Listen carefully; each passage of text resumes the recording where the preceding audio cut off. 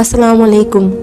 अल्लाह रब्बुल इज़्ज़त ने इस कायनात में हर एक चीज़ का अपना एक अलग मर्तबा रखा है, अपनी एक अलग अहमियत रखी है। भले ही वो चाहे हवा हो, सूरज हो, चांद हो, आदमी हो, औरत हो, हर एक शख्स का और हर एक चीज़ का अपना एक अलग मर्तबा है। कुछ नेकी के काम ऐसे होते हैं जहां औरत के करने से उसे आदमी से ज़्यादा सवाब मिलता है, और कुछ काम ऐसे होते हैं जो आदमी करे तो उसे औरत से ज़्यादा सवाब मिलता है। जैसे बीवी और खाविंद में खाविंद का दर्जा बीवी से ज़्यादा बड़ा होता है, लेकिन माँ बाप में माँ का दर्जा बाप से ज़्यादा बड़ा होता है। इसी ताल्लुक से अल्लाह रब्बुल इज़्ज़त कुरान पाक में फरमाते हैं, और जिस चीज़ों में अल्लाह ने तुमको बास से बास पर फजीलत दी है उसकी तमन्ना मत करो। मर्दों को उनके कामों का सवाब है और औरतों को उनके कामों का सवाब है, और अल्लाह से उसका फजल करम मांगते रहो। कुछ शक नहीं कि अल्लाह हर चीज़ से वाकिफ़ है। इसी तरीके से अल्लाह रब्बुल इज़्ज़त ने हर जगह पर हर एक इंसान का, हर एक चीज़ का अपना एक अलग मुकर्रर मुकाम तय रखा है। औरत का मुकाम इस दुनिया में यकीनन बहुत खूबसूरत है। इस्लाम ने और अल्लाह रब्बुल इज़्ज़त ने, नबी करीम सल्लल्लाहु अलैहि वसल्लम ने औरत को सही मायने में इस दुनिया में इज़्ज़त दिलाई है। जानते हैं थोड़ा सा हाल कि औरत का नबी करीम सल्लल्लाहु अलैहि वसल्लम के आने से पहले का क्या सिलसिला था। नबी करीम सल्लल्लाहु अलैहि वसल्लम के मजलिस में एक सहाबा दाखिल हुए जिनको नबी करीम सल्लल्लाहु अलैहि वसल्लम ने ईमान कबूल कराया था। उससे पहले वो काफिर थे, तो उन्होंने अपनी गफलत वाले वक्त का एक किस्सा बयान फरमाया। नबी करीम सल्लल्लाहु अलैहि वसल्लम से उन्होंने कहा कि उस टाइम पर दौर ऐसा था जहाँ पे लड़कियों को पैदा करना शर्मिंदगी की बात महसूस करी जाती थी। यहाँ तक कि जिस घर में लड़की हुआ करती थी उस मर्द को शर्मिंदगी की निगाहों से देखा जाता था। एक वक्त ऐसा आया कि जब उनकी बीवी हामला हुई तो उनको सफ़र पर निकलना पड़ा। उस टाइम पर सफ़र 3-3 साल, 4-4 साल या उससे भी ज़्यादा मियाद का हुआ करता था। इसी तरीके से उनके कुछ साल सफ़र में ही गुजर गए। जब वो कुछ साल बाद अपने घर पर वापस आए तो उन्होंने देखा कि उनके आंगन में एक छोटी सी बच्ची खेल रही है। उनको कुछ समझ ना आया और वो अपने घर में आ गए। जब उनकी बीवी ने उनको पूरा वाक़या बताया कि किस तरीके से उनके अंदर एक लड़की पैदा हुई है और उन्होंने उसको अपने घर में पाला है, तो उनको कुछ समझ ना आया। शर्मिंदगी के डर से उन्होंने अपने दिल में ये अहद कर लिया कि वो उस लड़की को दफन कर देंगे। कुछ टाइम ही ना गुजरा था कि उन्होंने ये अहद करने के बाद अपनी बीवी से फरमाया कि उस बच्ची को तैयार करो। वो माँ थी, वो समझ गई कि वो क्या कहना चाहते हैं। उन्होंने उनको तैयार कराया। वो बहुत रो रही थी, उनकी आंखों से आंसू बह रहे थे। वो जानती थी कि उसके बच्ची के साथ क्या होने वाला है, पर उन्होंने उस बच्ची को तैयार करके अपने शोहर के साथ भेज दिया। जब वो आगे गए तो उनके दिल में उस लड़की के लिए मोहब्बत जगह ले रही थी, लेकिन शैतान उन पर ऐसा हावी था जिसका उस लड़की की मासूमियत पर दिल नहीं पिघल रहा था। गर्मियों का वक्त था। जब वो उस लड़की को गाड़ने के लिए खड्डा खोदने लगे तो उनके माथे से पसीना निकलने लगा। मासूम बच्ची अपने दामन से उनका पसीना साफ करती रही और उनका दिल कि इससे पहले वो उस बच्ची को अपने साथ रख ले, उन्होंने उससे पहले ही उस बच्ची को ज़मीन में दफन कर दिया। और वो बच्ची यही कहती रही कि अब्बा जान, इसके बारे में माँ को मत बताना, वरना वो आपके बारे में क्या सोचेंगी। ये सुनकर उस आदमी का कलेजा फट गया, लेकिन दुनिया के दिखावे और दुनिया की बातों के डर से उसने उसे दफन कर दिया। यही सोचकर वो सहाबा रोने लगे और उन्होंने कहा कि ये ज़िंदगी का वो किस्सा है जब भी मैं याद करता हूँ तो मेरा दिल भर आता है। ऐसे दौर से निकाल कर हमारे नबी करीम सल्लल्लाहु अलैहि वसल्लम अल्लाह के फजल करम से ऐसा दौर लेकर आए जहाँ पर बेटी को रहमत बनाया गया, माँ को जन्नत बनाया गया, बीवी को आदमी का ईमान मुकम्मल करने वाली बनाया गया। कुरान पाक में भी इस बात का जिक्र आया है, जितनी भी लड़कियां जिंदा करी जाएंगी जिनको लड़की होने की वजह से दफन कर दिया गया था, अल्लाह रब्बुल इज़्ज़त उनसे कलाम कहेंगे कि बताओ हमें कि तुम्हें क्यों दफन करा गया, और उनका सवाल जवाब होगा। और बेशक अल्लाह रब्बुल इज़्ज़त इंसाफ करने वाले हैं। लड़की वो रहमत है कि जिस घर में भी आती है उस घर में बरकत आती है। नबी करीम सल्लल्लाहु अलैहि वसल्लम ने फरमाया है, जिस घर में बेटी होती है अगर उसके माँ बाप दोनों बहुत खुश हों तो अल्लाह रब्बुल इज़्ज़त के फजल करम से उनको दिन भर के रोज़े और रात भर की इबादत का सवाब मिलता है। और जिस घर में बेटी होती है और जिसके माँ बाप दोनों खुश होते हैं उस घर में अल्लाह रब्बुल इज़्ज़त की तरफ से एक फरिश्ता नाजिल होता है जो उनके घर में रहमत लेकर आता है। जो भी बाप या भाई या कोई भी शख्स किसी लड़की को अच्छी परवरिश देकर اس کا نکاح کرتا ہے تو اس کے لیے جنت واجب ہو جاتی ہے۔ کسی بھی آدمی کی شادی اگر ایک نیک عورت سے ہوتی ہے تو وہ اس کے لیے جنت کی نشانی ہوتی ہے۔ ایک نیک عورت آدمی کے دین کو مکمل کرتی ہے۔ نبی کریم صلی اللہ علیہ وسلم نے فرمایا ہے جو بھی عورت 5 وقت کی نماز پڑھے، پورے مہینے کے روزے رکھے، اپنی عزت کی حفاظت کرے اور جس کا شوہر اس سے راضی ہو، قیامت کے دن اللہ رب العزت اس سے فرمائیں گے جنت کے 8 دروازوں میں سے جس میں سے بھی وہ چاہے جنت میں داخل ہو سکتی ہے۔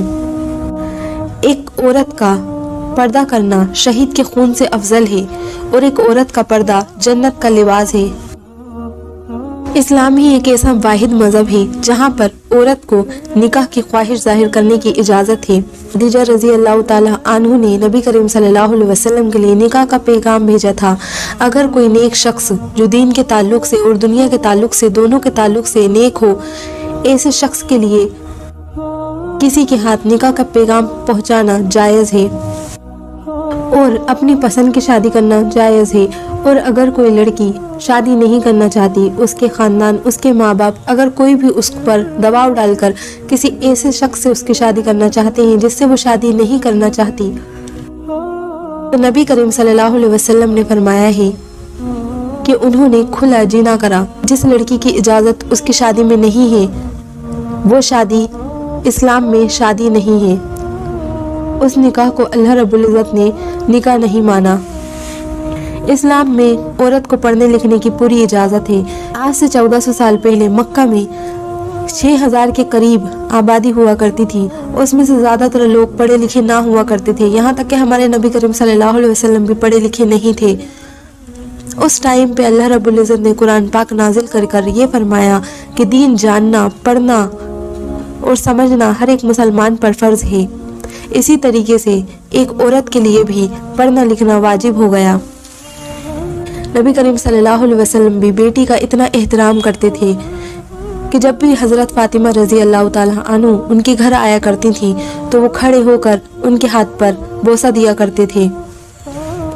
یہاں تک کہ صرف امت کو یہ پیغام پہنچانے کے لیے کہ لڑکی کی شادی اس کی اجازت سے کرنی چاہیے، نبی کریم صلی اللہ علیہ وسلم نے یہ جانتے ہوئے بھی کہ علی رضی اللہ تعالیٰ عنہ اللہ کی طرف سے حضرت فاطمہ رضی اللہ تعالیٰ عنہ کے لیے مقرر کرے گئے ہیں، اس کے باوجود نبی کریم صلی اللہ علیہ وسلم نے حضرت فاطمہ رضی اللہ تعالیٰ عنہ کی اجازت لینا مناسب سمجھا۔ قرآن پاک میں اس بات کا بھی ذکر ہے کہ عورت کے حقوق اور آدمی کے حقوق ایک دوسرے کے لیے سیم ہیں۔ ایک ماں کا درجہ اسلام میں بہت بڑا ہے، یہاں تک کہ نبی کریم صلی اللہ علیہ وسلم سے ایک صحابہ نے پوچھا، یا نبی قیامت کب واقع ہوگی؟ نبی کریم صلی اللہ علیہ وسلم نے فرمایا جب ماں کو ذلیل کرا جائے گا تو قیامت قریب ہوگی۔ اپنی ماں کو مسکرا کر دیکھنے کا ثواب ایک حج کے برابر ہے۔ ماں کا ایسا درجہ ہے کہ جب اس کا بچہ وجود میں آتا ہے اور جب تک اس کی پیدائش نہیں ہوتی اس کو دن بھر کے روزے اور رات بھر کی عبادت کا ثواب ملتا ہے۔ کوئی عورت ماں بننے والی ہوتی ہے تو اس کے نام اعمال میں 70 سال کی نیکیاں اور ایک مقبول حج کا ثواب لکھ دیا جاتا ہے۔ جب کوئی عورت ماں بننے والی ہوتی ہے تو اس کے ہر ایک درد کے بدلے میں نبی کریم صلی اللہ علیہ وسلم نے فرمایا ہے آسمان اور زمین کے فرشتے بھی یہ بات نہیں جانتے اس کے لیے کتنی نعمتیں اور رحمتیں تیار رکھی ہیں۔ جب ایک ماں اپنے بچے کو دودھ پلاتی ہے تو اس کی دودھ کے ہر ایک قطرے کے بدلے میں اللہ رب العزت اس کو 70,000 غلام آزاد کرنے کا ثواب عطا فرماتے ہیں۔ یہ سارے انعام اس نیک عورت کے لیے ہیں جس کا شوہر اس سے راضی ہو۔ اگر کوئی عورت بچہ پیدا کرنے کے 40 دن کے اندر وفات پا جائے تو اس کے نام اعمال میں شہادت کا ثواب لکھ دیا جاتا ہے۔ میں اپنی تمام بہنوں سے یہ کہنا چاہوں گی کہ اگر آپ برداشت کرتے ہو کسی بھی تکلیف کو تو یقین رکھیے کہ اللہ رب العزت آپ کو قیامت کے دن اس کا اجر ضرور دیں گے۔ بے شک اللہ صبر کرنے والوں کے ساتھ ہے۔ اللہ رب العزت نے وقت وقت پر، چاہے وہ قرآن پاک ہو، سورہ النساء ہو یا نبی کریم صلی اللہ علیہ وسلم کا آخری خطبہ ہو، ہر وقت آدمی کو عورت کے معاملے میں سمجھائش کری ہے۔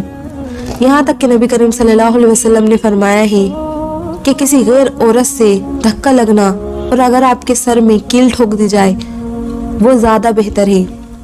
نبی کریم صلی اللہ علیہ وسلم کے دور میں ہر ایک شخص ایک دوسرے کو سلام کرا کرتا تھا، یہاں تک کہ نبی کریم صلی اللہ علیہ وسلم بھی ہر ایک شخص کو خود سے سلام کرا کرتے تھے، لیکن عورتوں کے لیے ایسا نہیں ہے۔ اگر عورتیں چاہیں تو جب تک وہ کسی سے بات نہ کریں اس سے پہلے سلام نہ کریں، کیونکہ کسی غیر مرد کو سلام کرنا بھی کافی حد تک جائز نہیں ہے۔ عورت کے لیے عبادت کی سب سے خوبصورت جگہ اس کا گھر ہے۔ اللہ رب العزت نے جگہ جگہ پر عورت کو عزت دلائی، چاہے وہ رحمت بن کے ہو یا جنت بن کے ہو۔ اللہ رب العزت نے عورت کو وصیت میں حصہ دیا، جائیداد میں حصہ دیا، پڑھنے کی اجازت دی، پسند کی شادی کرنے کی اجازت دی، ناپسند کی شادی سے روکنے کی اجازت دی۔ اتنی تمام نیکیاں اور اتنا زیادہ انصاف اللہ رب العزت نے عورت کے ساتھ کرا۔ خاوند کا درجہ بھی عورت سے کئی معنوں میں اس لیے بڑا ہوتا ہے کیونکہ وہ اس پر خرچ کرتا ہے، کیونکہ وہ اس کا حاکم ہوتا ہے، وہ اس کی حفاظت کے لیے مقرر کرا گیا ہے۔ اس لیے ہر شخص کو چاہیے کہ جب اللہ رب العزت نے آپ کو بیٹی کے روپ میں، بیوی کے روپ میں، ماں کے روپ میں، بہن کے روپ میں ایسی نعمت سے نوازا ہے تو اس کی عزت کریں، اس کے حق پورے کریں۔ عورت کا مرتبہ ایسا ہوتا ہے، اگر ہم آج کے معاشرے کے حساب سے دیکھیں تو گلی چوراہے محلے کہیں پر بھی آپ کو عورت ذلیل ہوتی ہوئی نظر آ جائے گی۔ جب اس کو سمجھا نہیں جاتا، جب اس کو صرف ایک چیز سمجھا جاتا ہے تو وہ بھی بغاوت پر آ جاتی ہے اور ایسی چیزیں کرنے لگتی ہے، نہ تو آپ کا گھر سنور سکتا ہے اور نہ ہی آپ کی دنیا۔ مسلمانی معاشرے میں بھی ایسے بہت سے مسلمان آدمی ہیں، مرد ہیں، عورتیں ہیں جو خود ایک عورت کو استعمال کی چیز سمجھتے ہیں۔ بے عزت کرنا، چاہے وہ اپنی گالیوں میں ہو یا لہجے میں ہو یا اخلاق میں ہو۔ جب لوگ ایک دوسرے کی عزت کرنا بھول جاتے ہیں تو رشتوں میں مٹھاس نہیں رہتی۔ یہی وجہ ہے کہ آج گھر لوگوں کے برباد ہو رہے ہیں، معاشرہ برباد ہو رہا ہے، لوگوں کی سوچ چینج ہو رہی ہے۔ جب معاشرے میں آدمی عورتوں کی عزت کرنا بھول جاتے ہیں تو عورتیں بھی اپنی عزت کرنا بھول جاتی ہیں۔ ہمارے آنے والے حالات بہتر ہونے کے لیے آج کے حالات بہتر ہونا بہت زیادہ ضروری ہے۔